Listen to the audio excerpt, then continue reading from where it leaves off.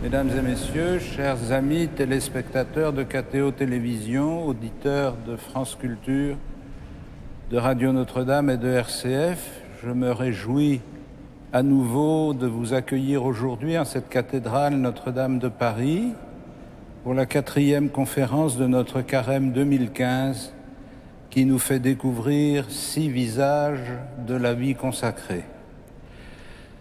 Avec l'ordre du Carmel, nous entrons ce dimanche dans une très ancienne tradition de la vie religieuse.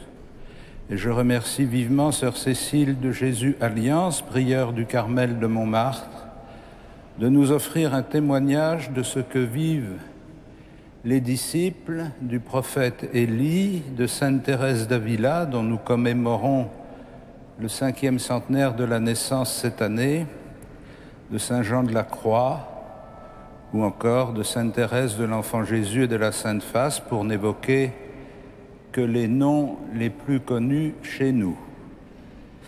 Ma sœur, vous êtes ancienne élève de l'école polytechnique, docteur ès sciences en astrophysique et technique spatiale, et manifestement l'étude scientifique de l'infiniment grand vous a conduite à celui qui en est le créateur.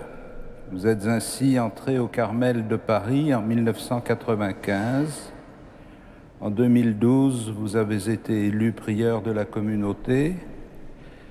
Occasionnellement, vous écrivez dans des revues comme Sens ou Études Carmel.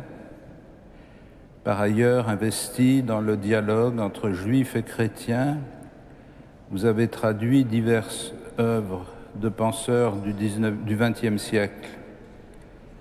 Depuis 1998, vous participez à la traduction en français des œuvres d'Edith Stein, sœur Thérèse de la Croix, d'où votre ouvrage « Enquête sur la source » Edith Stein, publié en 2008.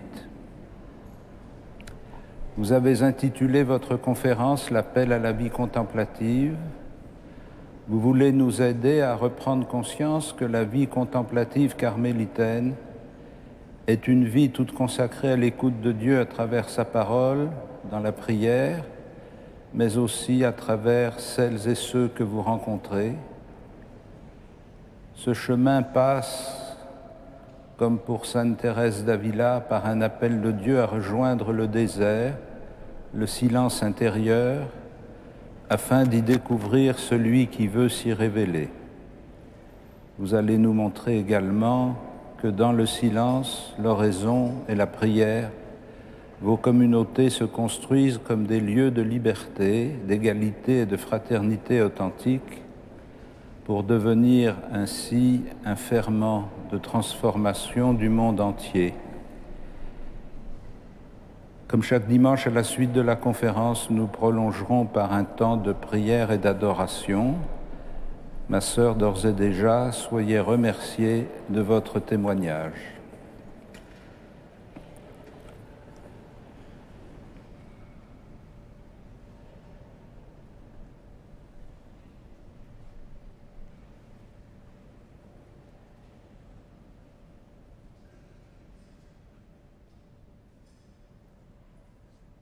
Éminence, mes seigneurs, frères et sœurs, amis et auditeurs, au début de ce temps, permettez-moi de me tourner tout simplement vers le Seigneur de nos vies.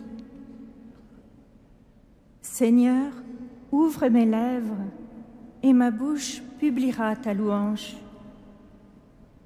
C'est par ce verset de psaume que les moines et moniales commencent leur journée, où la louange sera leur mission. Si le Seigneur n'ouvre pas les lèvres, qui parlerait? Si le Seigneur ne dirige pas le cœur, qui avancerait? Avec la conscience vive que sans Dieu, rien n'est droit, rien n'est ferme, la journée commence dans cette recherche incessante de la louange et de la vérité. En tant que carmélite, je suis appelée à vous parler aujourd'hui de la vie contemplative. Disons tout d'abord que la vie contemplative est la vie qui se consacre ouvertement, exclusivement à la recherche de l'essentiel, c'est-à-dire l'écoute de Dieu, l'écoute de la parole de Dieu, la prière, la contemplation de Dieu à travers toutes les personnes, toutes les réalités. Il est toujours difficile dans l'Église de définir une vocation, un mode de vie spécifique, car on court le risque de le faire en traçant des barrières par rapport à d'autres vocations. Or, la vie de l'Église, c'est la liberté de Dieu, que nous, chrétiens, nous appelons l'Esprit Saint. En lui, il n'y a ni monopole, ni chasse gardée. C'est pourquoi la vie de chacun rejoint en profondeur celle des autres, avec des modes de vie différents. L'Esprit de Dieu souffle où il veut. On ne sait ni d'où il vient, ni où il va, dit Jésus.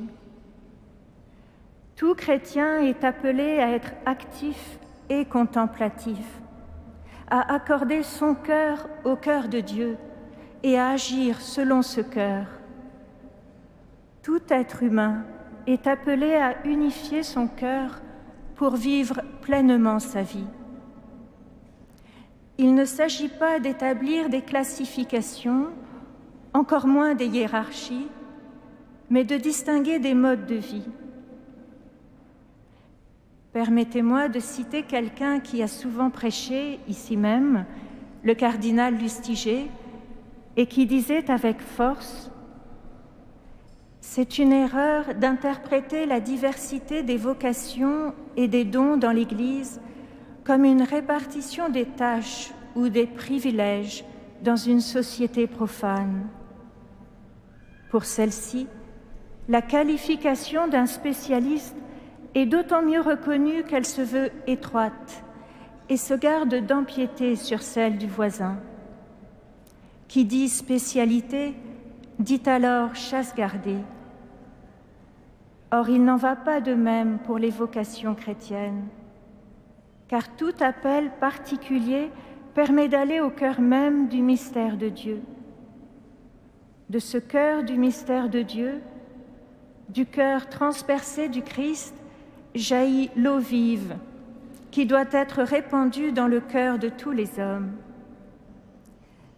Il faut donc définitivement fermer le débat ouvert par l'opposition entre une soi-disant spécialisation contemplative et une soi-disant spécialisation active. Mais pour en revenir à ce qu'est la vie contemplative cloîtrée, disons qu'elle désigne un chemin singulier, original, lié à un appel du Seigneur à embrasser une pauvreté particulière, celle d'une vie sans apostolat direct ni activité à l'extérieur du monastère, une vie entièrement consacrée à la prière, une vie qui se passe dans le monastère. C'est un appel à renoncer à beaucoup de possibilités d'action, de voyage, d'activité, pour partir au désert, demeurer au désert, chercher le silence intérieur.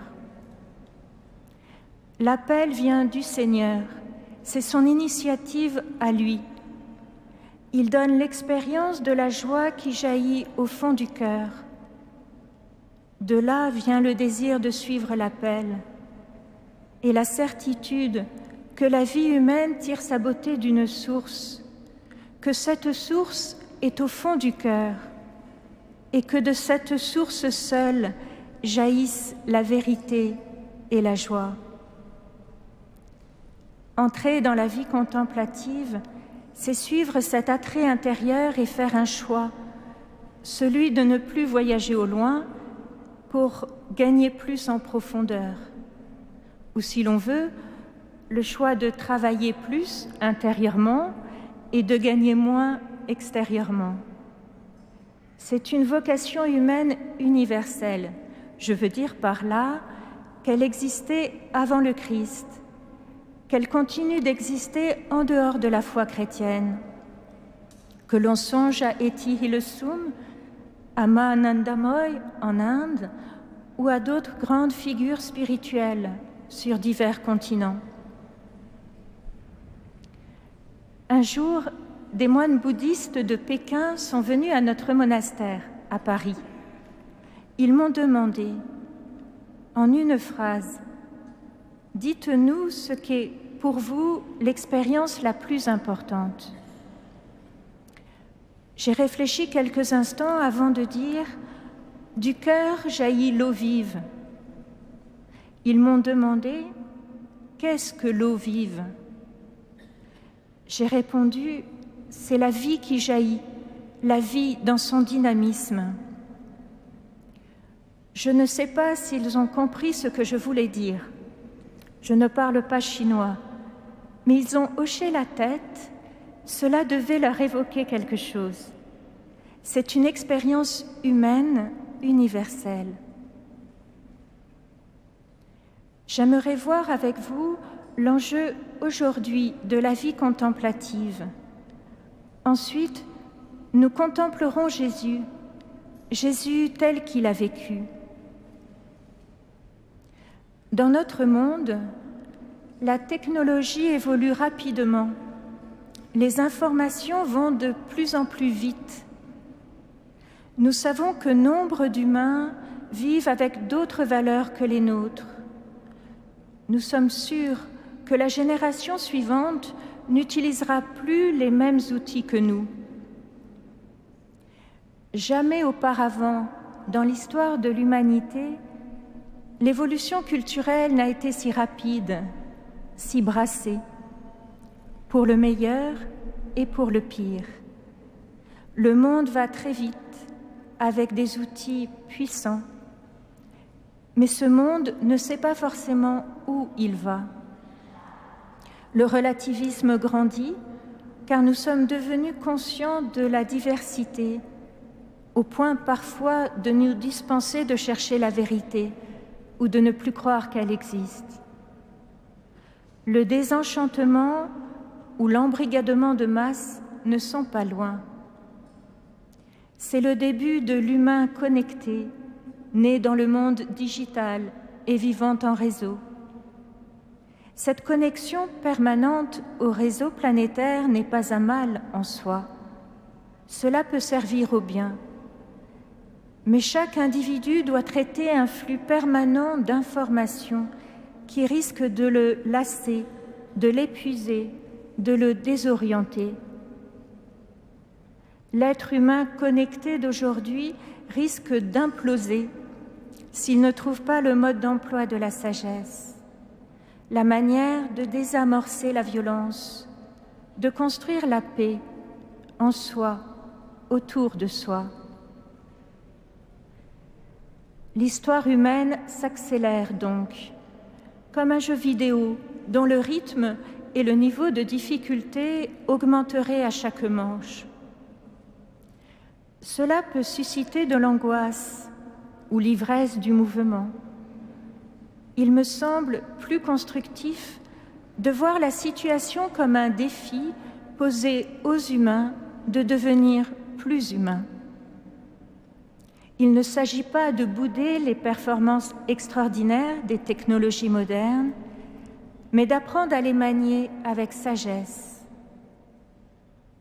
On parle souvent de guerre économique, de course technologique, mais le plus grand défi est de garder simultanément une capacité pratique et une profondeur d'intériorité. Faute de quoi, nous perdrons les manettes de notre destinée. Nous avons en main les télécommandes de notre propre évolution, mais nous ne connaissons pas vraiment les motivations ni les conséquences de nos choix. Nous avons besoin de sagesse. Et pour trouver un peu de sagesse, nous avons besoin de silence. Le défi, selon moi, est de creuser dans l'être humain le puits du silence intérieur, non pour se couper du réel, mais pour le vivre de manière plus authentique, ajustée. Dans le cœur de chaque être humain, il y a un puits. Ce puits peut être très encombré, mais il existe, prêt à être désensablé. Tout au fond de chacun de nos puits, il y a une nappe phréatique universelle qui nous relie tous. C'est une décision personnelle à prendre, ne pas rester à la surface de sa propre vie, désaccordé dans le tintamarre. Choisir de goûter le silence, ne serait-ce qu'un quart d'heure par jour. Je crois que c'est une vraie urgence de santé publique. Un quart d'heure de silence par jour, minimum, pour se retrouver soi-même, choisir un cap, se ressourcer. Pour devenir humain, chacun a besoin de paroles, mais aussi de silence. En effet, l'être humain a différentes spécificités que confirment les sciences. D'abord, la plasticité, c'est-à-dire la capacité d'évoluer, de se reconfigurer, non seulement cérébralement, mais socialement, culturellement. On peut dire, au sens positif, la malléabilité. Et dans ce monde de plus en plus complexe, la formation est de plus en plus longue. On peut même dire qu'elle est permanente. L'humain est en constante formation. Une autre spécificité humaine est l'empathie, la capacité d'intérioriser ce que vit un autre humain, l'intuition d'autrui. Et c'est aussi une caractéristique très importante. Mais il ne faut pas oublier la capacité d'intérioriser ce que je vis moi-même. Et cette intériorité a besoin de silence pour se développer, pour s'affiner. Sans intériorité, il n'y aurait pas de possibilité de fonder des valeurs, de faire des choix, d'orienter sa vie de manière cohérente. L'humain est donc un être en constante formation, en relation à autrui et à soi-même par l'intériorité. Apprendre à vivre un temps régulier de silence me paraît donc aussi vital pour devenir pleinement humain que vivre un temps régulier de sommeil pour rester vivant. C'est une sagesse universelle. Le silence est aujourd'hui un défi de l'écologie humaine. La vie contemplative se veut alors un service public, aussi vital que le réseau énergétique. C'est le service de l'intériorité, le réseau de la prière. Mais allons plus loin. Que signifie contempler ? Comme le dévoile l'étymologie latine, contempler renvoyait initialement au fait de se tenir ensemble dans l'espace du temple pour regarder les augures, les signes dans le ciel et prédire l'avenir. À ses origines, l'astronomie a bien pris la superstition comme tremplin avant de s'en affranchir. Les disciples du Dieu d'Israël sont délivrés de la peur de la fatalité, du fatum, du destin pesant dicté par les astres. Le peuple sorti d'Égypte est affranchi de l'esclavage des idoles. Dieu lui enjoint de s'éloigner des pratiques païennes, de croire en sa liberté. Cette liberté est à la fois don et conquête. Elle est terrible en un sens, car elle est responsabilité de tous, pour tous, devant le Dieu qui appelle. Rien n'est fixé dans les astres, les choix sont libres. Pour les disciples du Dieu qu'on ne peut voir, contempler devient écouter. Écoute Israël, Le Seigneur notre Dieu est l'unique. C'est moi qui t'ai fait sortir du pays d'Égypte, c'est moi qui te libère. Cet appel est donc un chemin pour reconnaître une présence divine qui est là avant même que j'en prenne conscience. C'est la source de ma liberté. Choisir de renoncer aux idoles, toujours fascinantes, de l'argent, du sexe, du prestige, du pouvoir, de l'astrologie, qui promettent un bonheur qu'elles ne peuvent pas donner. Les réalités, bonnes en elles-mêmes, deviennent des idoles quand elles entravent la marche. La sortie d'Égypte est libération face aux désirs confus qui ensorcellent. Dieu seul est. Dieu et ma liberté sont en vis-à-vis. Faire silence en soi signifie refaire le chemin d'Israël à travers le désert, sortir de la confusion de ses désirs, expérimenter l'évanescence de ses illusions. Contempler le Dieu d'Israël, c'est l'écouter nous dire, comme à Moïse, « Qu'as-tu à crier vers moi? Mets-toi en route ». Dieu invite à la liberté. Contempler acquiert alors un sens nouveau, apprendre la liberté. Commencer à creuser en son cœur un puits en brisant les roches, en traversant les zones bourbeuses. Creuser un puits d'où jaillit la liberté et croire que tout être a un puits au fond de soi. Le silence mène à l'expérience de la liberté. Et pour parler maintenant du Christ Jésus comme chemin de libération, j'aimerais évoquer une moniale, une carmélite, Sainte Thérèse d'Avila. Nous sommes au XVIe siècle. Un nouveau continent a été découvert, fascinant par la surabondance de ses richesses, l'inconnu de ses civilisations. Les frères de Thérèse sont conquistadors dans le Nouveau Monde. Elle a choisi une autre aventure. Elle est déjà religieuse depuis quelques années quand, au bout d'un couloir de son monastère, elle croise du regard une statue du Christ, mise là en attente pour une procession. Le Christ a les mains liées, il est flagellé, sanglant. Soudain, elle est saisie. Nous sommes au Carême 1554. Elle est saisie parce qu'elle réalise que le Christ s'est laissé lier, lui, l'homme libre, le Fils du Dieu souverain. Il s'est laissé lier pour la libérer. Depuis 20 ans déjà, Thérèse mène une lutte âpre et vaine contre son goût de plaire, ses désirs superficiels. Elle a pourtant déjà expérimenté la source de la liberté, mais elle l'a laissée s'ensabler. Elle a 39 ans, elle écrit au livre de sa vie « Jusqu'ici, c'était ma vie à moi. Désormais, c'est une nouvelle vie qui s'ouvre, la vie de Dieu en moi. Béni soit le Seigneur qui m'a délivrée. » Thérèse commence une nouvelle vie.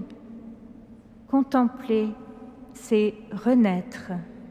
Renaître à travers une relation personnelle qui change entièrement la vie. Thérèse prend volontiers la comparaison de l'amitié. La prière est un échange d'amitié avec celui dont je me sais aimé. Nous ne pouvons susciter pareille renaissance, mais nous pouvons la désirer avec persévérance. Thérèse nous y exhorte. Que le Seigneur nous montre le chemin et nous donne la force de creuser sans relâche jusqu'à ce que nous ayons trouvé le trésor caché en nous-mêmes. Le royaume de Dieu est au-dedans de nous. Ne le cherchez pas de ci, de là, il est au-dedans de chacun de nous. Comme la source est au-dedans des puits, la nappe phréatique dans les entrailles de la terre.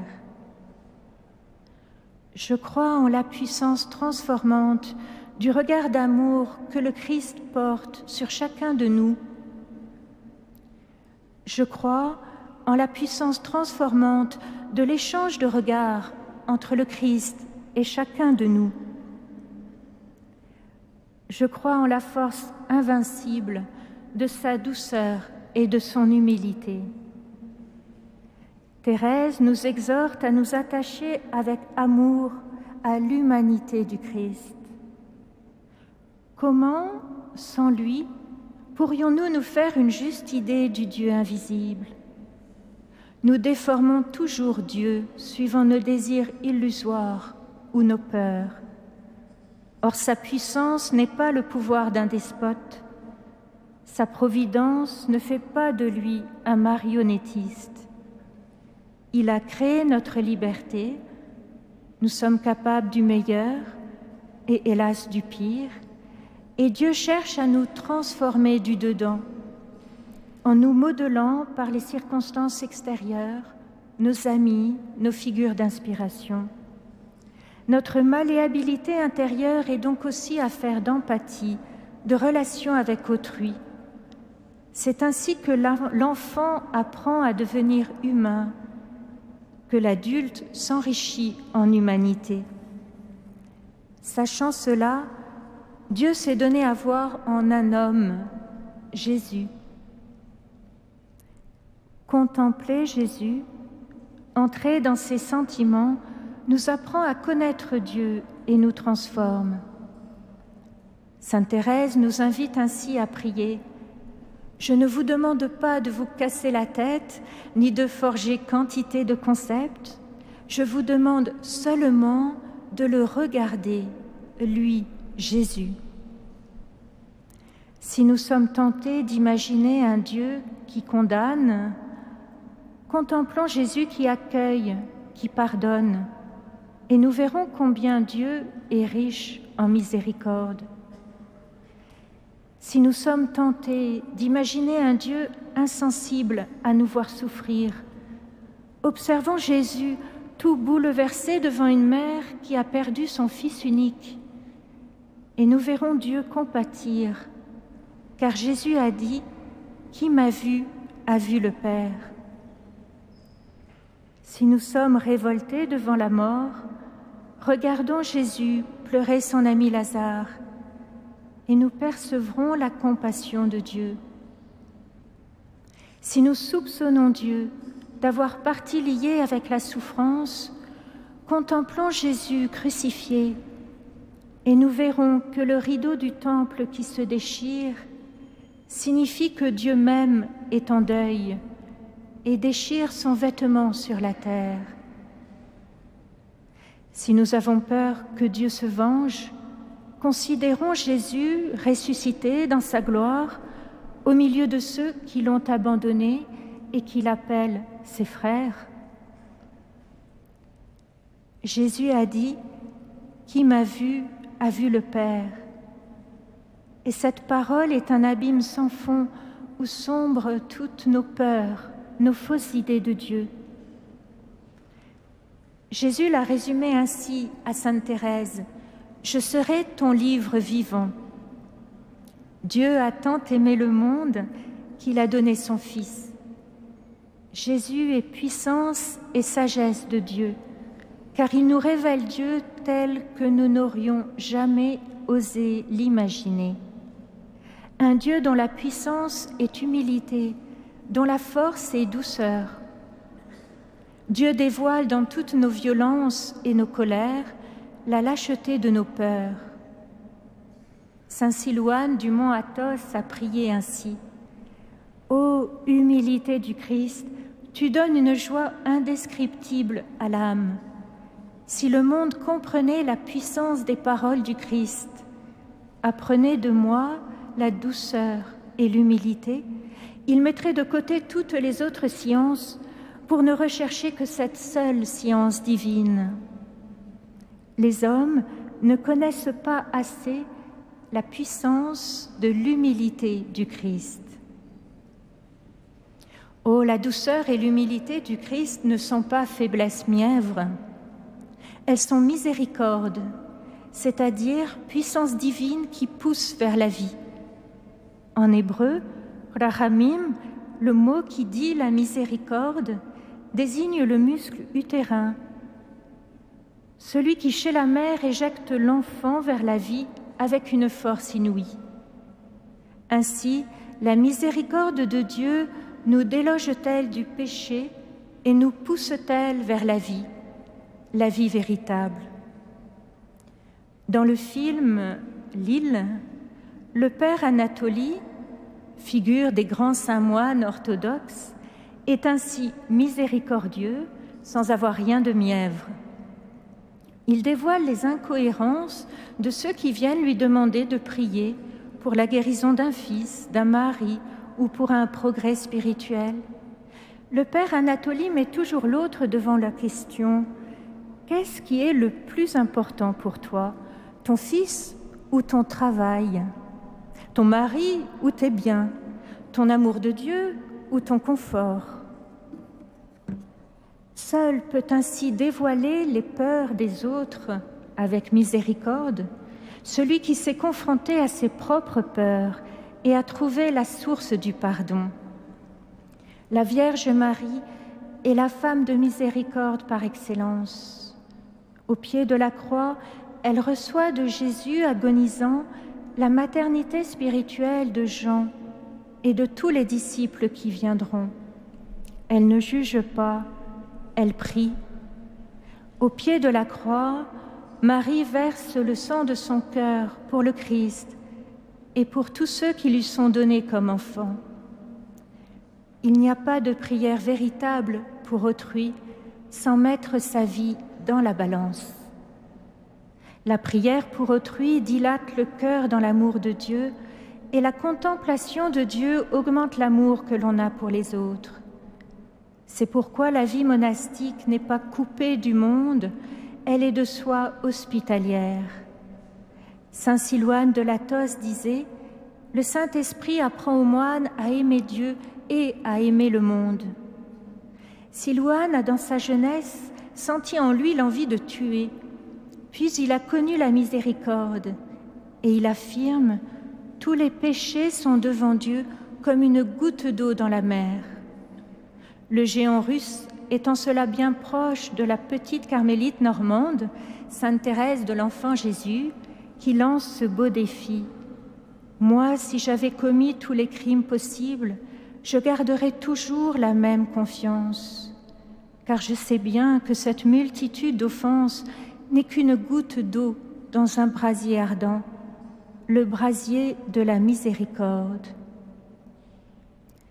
Dieu donne d'aimer et de prier pour tous les êtres humains, spécialement pour nos ennemis, pour ceux que nous aimons moins ou qui ne nous aiment pas.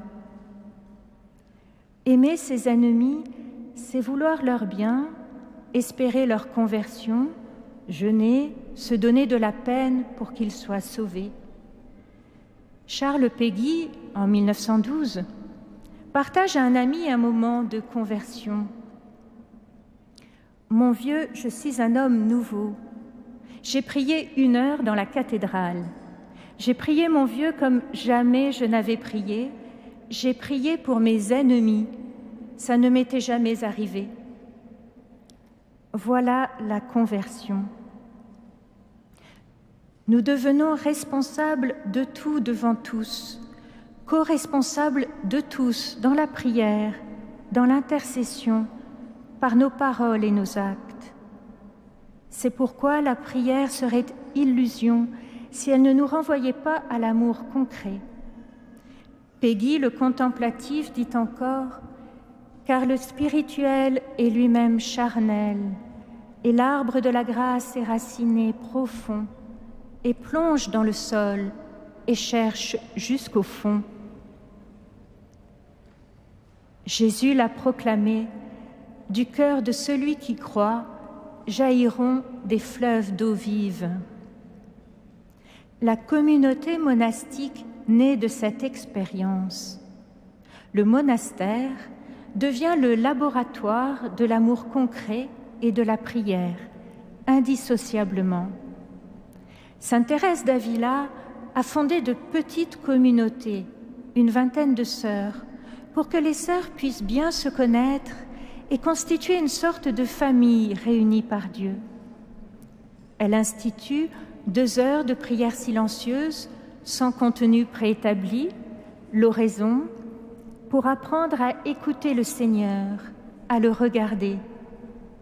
Et elle institue aussi 2 temps d'échange libre, où toute la communauté se réunit dans un climat de fraternité et de détente.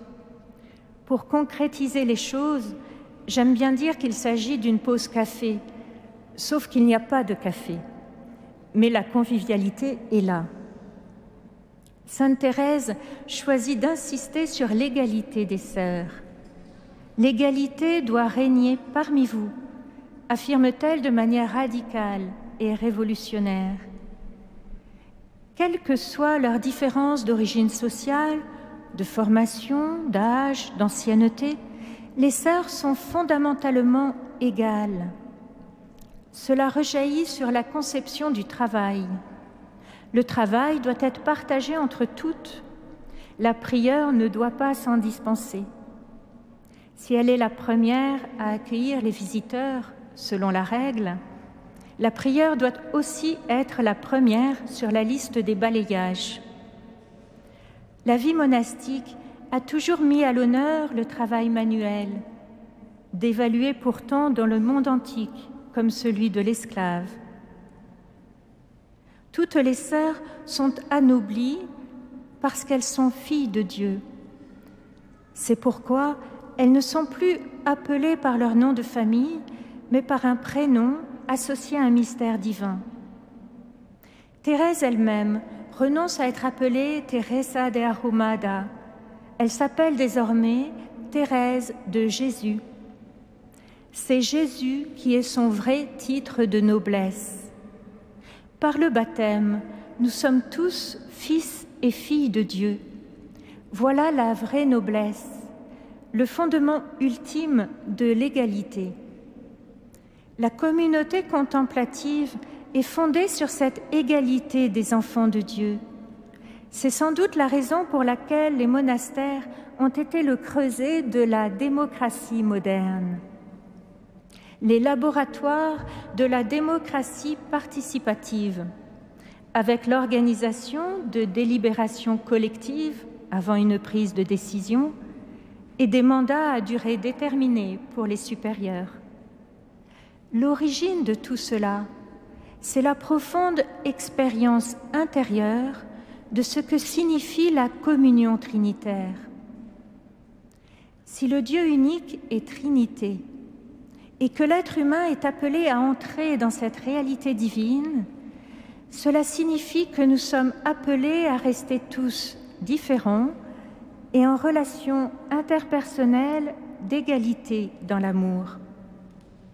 A contrario, des communautés monastiques ont été en but à la persécution de pouvoirs violents parce que leur existence même interpelle et récuse l'usage de la violence. Il me semble que c'est la seule explication au fait que Fouquier-Tinville est tenu à faire guillotiner en 1794 toute la communauté des carmélites de Compiègne, des femmes d'origine modeste et sans armes, et que les moines de Tibérine sont morts en 1996 en Algérie, victimes d'un conflit qui n'était pas le leur. La réalité monastique affirme, par son existence même, que le seul moyen de sortir du cycle de la violence est de pacifier d'abord son propre cœur. La prière de frère Christian de Chergé était « Désarme-les, désarme-moi, désarme-nous ». Un film en donne une bonne illustration, des hommes et des dieux. Les cisterciens de Tibérine sont confrontés à un choix difficile dans la tourmente algérienne. Faut-il partir? Lors d'un chapitre, frère Amédée répond en moine. Il faut réfléchir et prier ensemble. Le prieur, frère Christian approuve. Il n'a pas été élu pour décider à la place des autres, mais pour servir la prise de décision commune et aider à définir la conscience que le groupe a de lui-même. Notre mission ici est d'être frères de tous. Les moines de Tibérine ne marchent pas vers le martyre, ils marchent vers la fraternité universelle. Partir serait renoncer à ce qu'ils sont. Leur choix de rester est donc acquiescement à une vie pleine. Il est très juste symboliquement que leur décision soit scellée par un repas. Jésus n'a pas fait autrement. Dans le pressentiment tragique du don de soi jusqu'à la mort et dans la jubilation du cœur cohérent avec sa source. La tradition monastique le manifeste encore avec un réalisme évident. Le lieu du repas en commun, le réfectoire, est une réplique de l'Église. Le repas en commun manifeste le sentiment d'appartenance. Et je crois que c'est important d'en retrouver le sens dans notre vie moderne, très portée sur les fast-foods. Nous avons à redécouvrir la puissance unifiante des repas pris en commun dans les familles, les paroisses, les associations. Les repas scellent la fraternité. Manger ensemble, c'est faire alliance. D'une manière ou d'une autre, les différentes traditions monastiques chrétiennes ont donc exprimé cette réalité essentielle. Nous sommes réellement enfants de Dieu et cette condition filiale transforme la manière de vivre ensemble. Nous marchons vers l'union à un Dieu unique et Trinité et cela nous dit comment être unis dans la diversité. C'est une transformation lente, risquée, laborieuse, artisanale, toujours inachevée, mais réelle. En écoutant la parole de Dieu, la communauté monastique se laisse modeler dans le silence. Le silence creuse le cœur et la prière devient tour à tour conscience aiguë de son péché, chemin de libération, supplication pour tous et jubilation devant le projet divin. Le grand projet de Dieu, c'est l'unité de tous en lui. Voilà ce que Jésus nous a révélé. Voilà la seule manière d'exaucer Dieu. Avec audace, sainte Thérèse reprend les paroles mêmes de Jésus, qu'il soit un. En créant ainsi de petits laboratoires d'égalité et de fraternité par la prière, sainte Thérèse d'Avila veut répondre aux immenses besoins du monde de son temps. Elle a conscience que cette réponse est modeste, mais nécessaire. Si un seul cœur trouve la paix, la communauté qui l'entoure la trouvera, et le monde alentour la percevra. Un des plus grands saints moines orthodoxes, saint Séraphin de Sarov, l'a exprimé ainsi. Trouve la paix intérieure, et des milliers la trouveront autour de toi. Contempler, finalement, n'est-ce pas se laisser transformer? En ce sens, l'aventure de la vie contemplative est bien aventure de fraternité.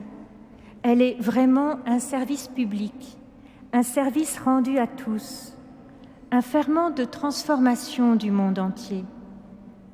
Sainte Thérèse de l'Enfant Jésus a su le dire avec sa simplicité géniale. Un savant a dit « Donnez-moi un levier, un point d'appui, et je soulèverai le monde. » Ce qu'Archimède n'a pu obtenir, parce que sa demande ne s'adressait point à Dieu, les saints l'ont obtenu dans toute sa plénitude.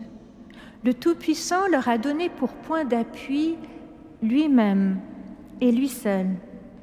Pour levier, l'oraison, la prière qui embrase d'un feu d'amour, Et c'est ainsi qu'ils ont soulevé le monde. C'est ainsi que les saints d'aujourd'hui le soulèvent et que jusqu'à la fin des temps, les saints à venir le soulèveront aussi. Béni soit le Seigneur qui attire le monde à lui dans sa miséricorde. Je voudrais remercier tous ceux qui se sont associés à nous dans la prière, spécialement mes sœurs et mes frères du Carmel, et à vous tous pour votre écoute bienveillante. Merci.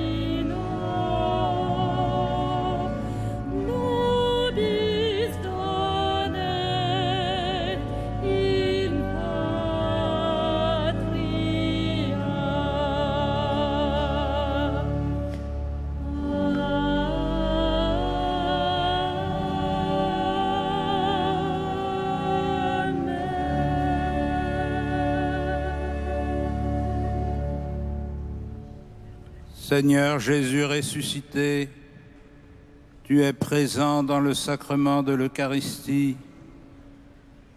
Nous te vénérons et nous t'adorons. Avec la multitude des hommes, les yeux levés vers celui qu'ils ont transpercé,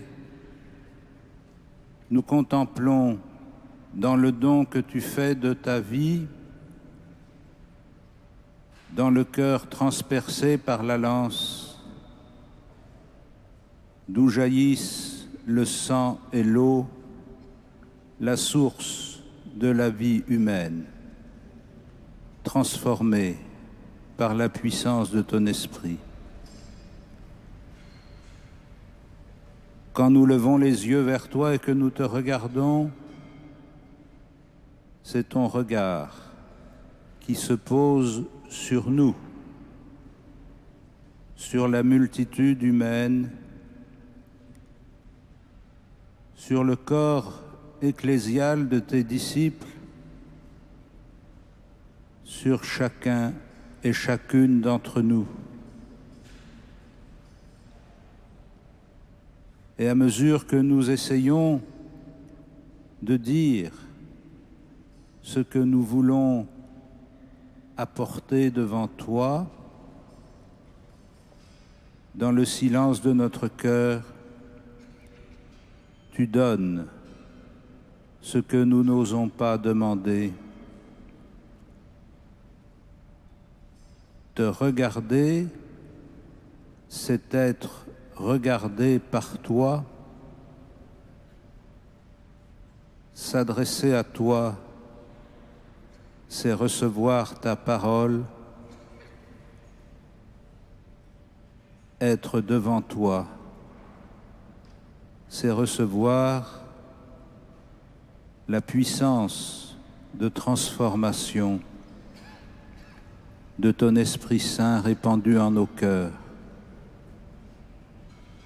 En chacun, en chacune d'entre nous qui sommes devant toi ce soir, subsiste une partie du vieil homme qui a été enseveli dans le baptême.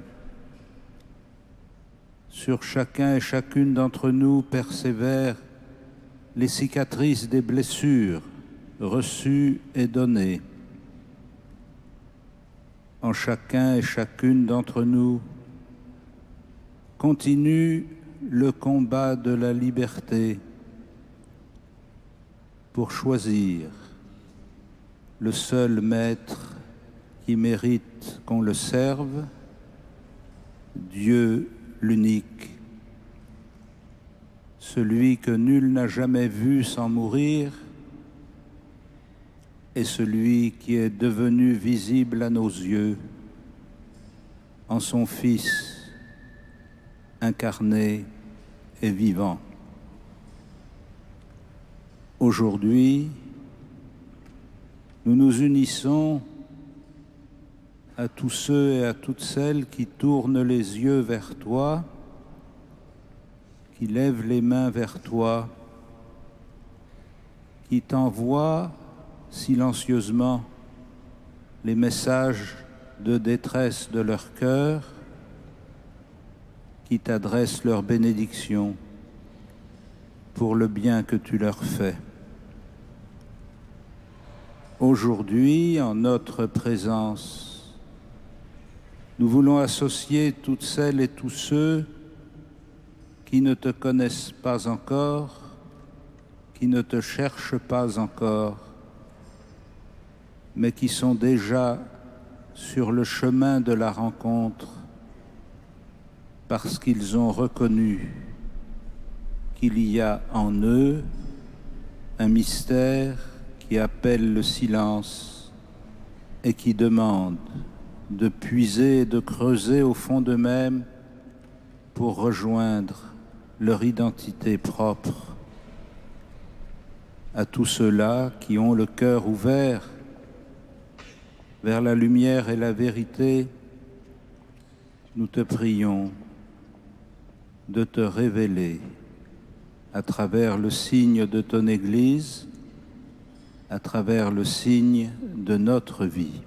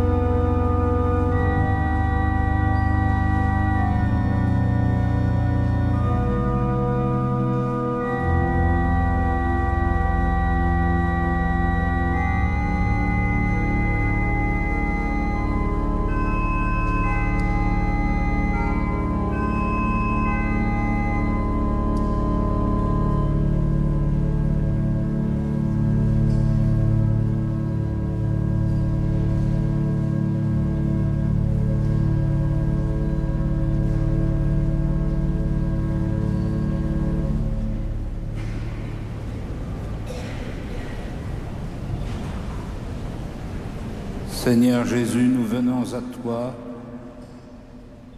en communion avec toutes les communautés d'hommes et de femmes qui affrontent le combat de la foi dans le silence de l'oraison. Toutes celles et tous ceux qui, jour après jour, unis dans le même acte de foi,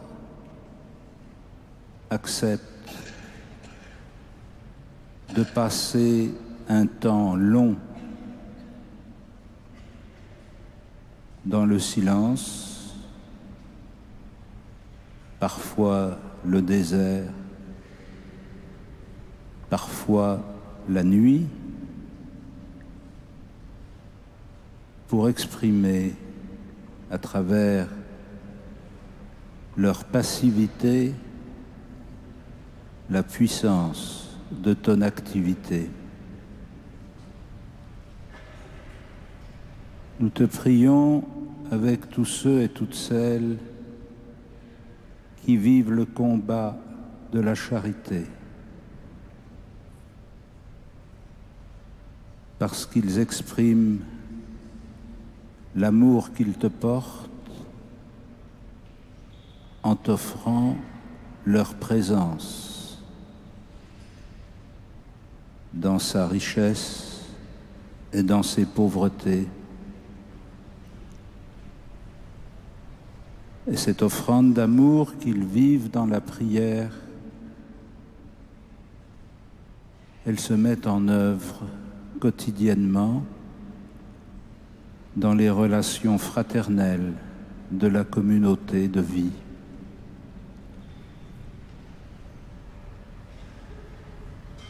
Nous te prions en communion avec tous ceux et toutes celles qui vivent le combat de l'espérance, parce qu'il dure dans le silence et dans la nuit, mais qu'ils savent que la lumière est déjà levée et s'approche dans leurs ténèbres. Ils rejoignent tous les cœurs désespérés pour qui la lumière est inconnue. Ils portent dans leur attente patiente et persévérante le cri de ces hommes et de ces femmes pour qui l'existence est un vide,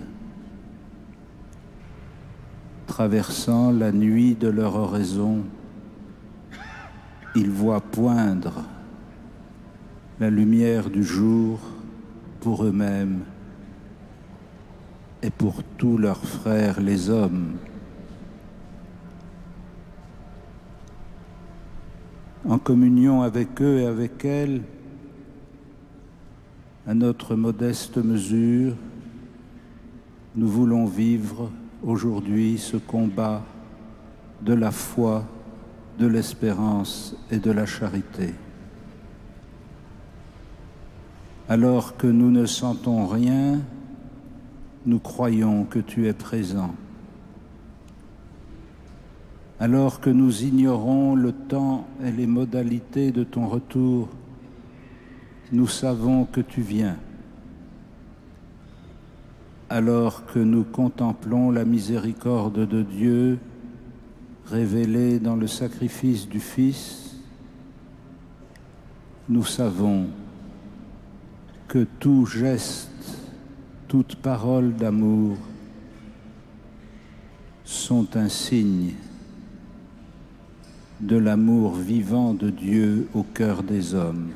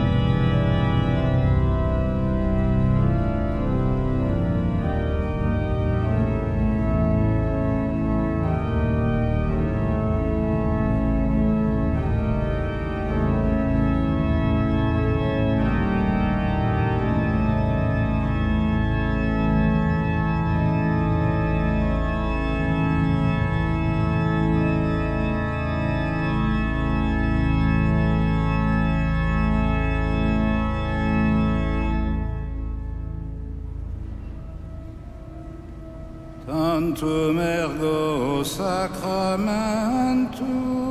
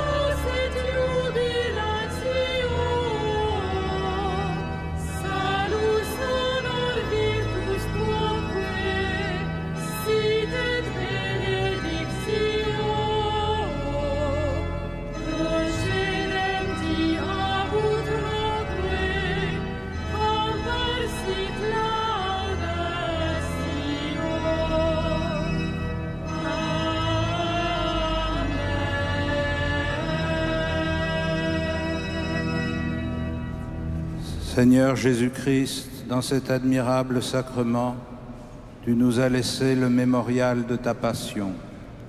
Donne-nous de vénérer d'un si grand amour le mystère de ton corps et de ton sang, que nous puissions recueillir sans cesse le fruit de ta rédemption, toi qui vis et règnes avec le Père et le Saint-Esprit pour les siècles des siècles.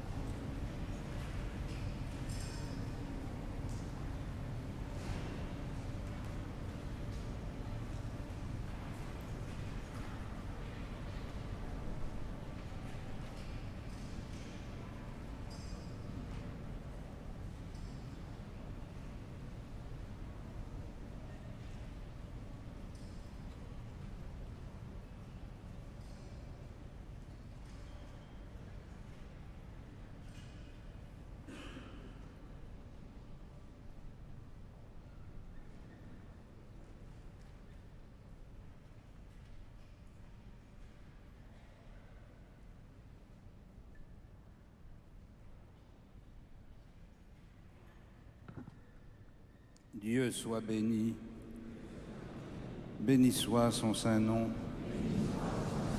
béni soit Jésus-Christ, vrai Dieu et vrai homme, béni soit le nom de Jésus, béni soit son sacré cœur, béni soit son précieux sang, béni soit Jésus au très saint sacrement de l'autel, béni soit l'Esprit consolateur, béni soit l'auguste Mère de Dieu, la très sainte Vierge Marie, béni soit sa sainte et immaculée conception, béni soit sa glorieuse Assomption, béni soit le nom de Marie, Vierge et Mère, béni soit Saint Joseph, son très chaste époux. Béni soit Dieu dans ses anges et dans ses saints.